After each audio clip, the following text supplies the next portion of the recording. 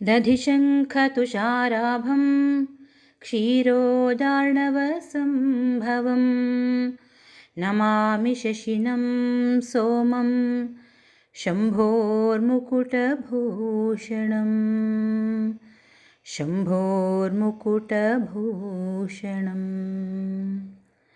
ಶ್ರೀಗುರುಭ್ಯೋ ನಮಃ ಹರಿ ಓಂ. ವೀಕ್ಷಕರೇ ನಮಸ್ಕಾರ.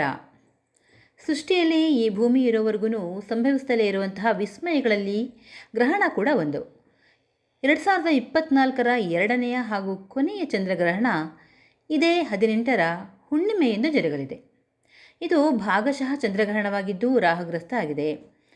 ಯುರೋಪ್, ಆಫ್ರಿಕಾ, ಉತ್ತರ ಅಮೆರಿಕಾ, ದಕ್ಷಿಣ ಅಮೆರಿಕಾ, ಹಿಂದೂ ಮಹಾಸಾಗರ, ಅಂಟಾರ್ಟಿಕಾ ಹಾಗೂ ಏಷ್ಯಾ ಖಂಡದ ಬಹುಪಾಲು ಪ್ರದೇಶಗಳಲ್ಲಿ ಈ ಗ್ರಹಣ ಗೋಚರಿಸುತ್ತೆ.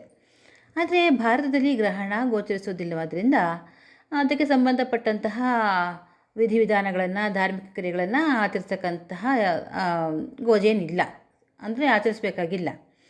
ಆದಾಗ್ಯೂ ಒಂದು ಹುಣ್ಣಿಮೆ ಹಾಗೂ ಚಂದ್ರಗ್ರಹಣವಾದ್ದರಿಂದ ಸಾಧನೆಗೆ ಸಕಾಲ, ಅನುಷ್ಠಾನಕ್ಕೆ ಯೋಗ್ಯವಾದ ದಿನ ಆಗಿದೆ. ಅಂದು ಮಾಡುವ ಜಪತಪಾದಿ ಕಾರ್ಯಗಳಿಗೆ ಸಿಗುವ ಫಲ ಸಾಧಾರಣಕ್ಕಿಂತ 10 ಪಟ್ಟು ಹೆಚ್ಚು ಅನ್ನೋದು ತಿಳಿದವರ ಅಭಿಮತ.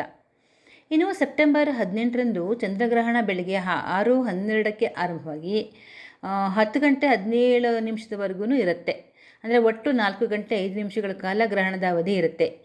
6 ಗಂಟೆ 12 ನಿಮಿಷದಿಂದ 7 ಗಂಟೆ 44 ನಿಮಿಷದವರೆಗೆ ಈ ಛಾಯೆ ಅಂತಕ್ಕಂಥದ್ದು ಸ್ವಲ್ಪವಾಗಿ ಚಂದ್ರನನ್ನು ಆವರಿಸ್ಕೊಳ್ತಕ್ಕಂತಹ ಕಪ್ಪು ಛಾಯೆ ನಂತರ ಭಾಗಶಃ ಆವರಿಸ್ಕೊಳ್ಳಲು ಆರಂಭವಾಗಿ 10-17ರ ಒಳಗೆ ಸಂಪೂರ್ಣವಾಗಿ ಬಿಡುಗಡೆ ಆಗುತ್ತೆ.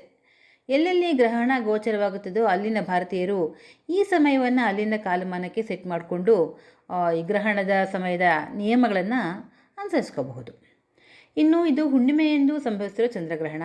ನಮಗೆಲ್ಲ ತಿಳಿದಿರೋ ಹಾಗೆ ಈ ಹುಣ್ಣಿಮೆಯ ಸಂದರ್ಭದಲ್ಲಿ ಸಮುದ್ರದ ಅಲೆಗಳ ಉಬ್ಬರ ಇಳಿತ ಬಹಳ ಜೋರಾಗಿರುತ್ತೆ. ಹಾಗೆಯೇ ಯಾರ ಜಾತಕದಲ್ಲಿ ಚಂದ್ರ ದುರ್ಬಲನಾಗಿರ್ತಾನೋ ಅವರಿಗೆ ಮನಸ್ಸಿನ ಸಮತೋಲನ ಕಾಯ್ದುಕೊಳ್ಳೋದು ಬಹಳ ಕಷ್ಟ. ಇಂಥವರ ಮನೆಯಲ್ಲಿ ಅಮಾವಾಸ್ಯೆ ಹುಣ್ಣಿಮೆಗೆ 1 ವಾರ ಅಥವಾ 4 ದಿನ ಮುಂಚೆ, ಅಥವಾ ಹುಣ್ಣಿಮೆ ಅಮಾವಾಸ್ಯೆಗಳಂದು, ಅಥವಾ ಹುಣ್ಣಿಮೆ ಅಮಾವಾಸ್ಯೆಗಳ ನಂತರದ 4-5 ದಿನಗಳ ಕಾಲ ಏನು ಒಂಥರ ಜಗಳ, ಮನಸ್ಸಿನಲ್ಲಿ ಅಶಾಂತಿ ಮನೆ ಮಾಡಿರುತ್ತೆ.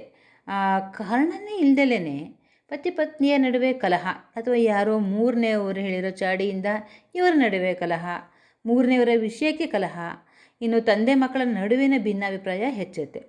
ಇಂಥವರು ಈ ಹುಣ್ಣಿಮೆಯೆಂದು ಶ್ರೀ ಲಲಿತಾ ಪರಮೇಶ್ವರಿಯನ್ನು ಪ್ರಾರ್ಥಿಸ್ಕೊಳ್ಳಿ. ಮತ್ತು ಚಂದ್ರನಿಗೆ ಹಾಲಿನಿಂದ ಒಂದು ಅರ್ಘ್ಯವನ್ನು ನೀಡಿ.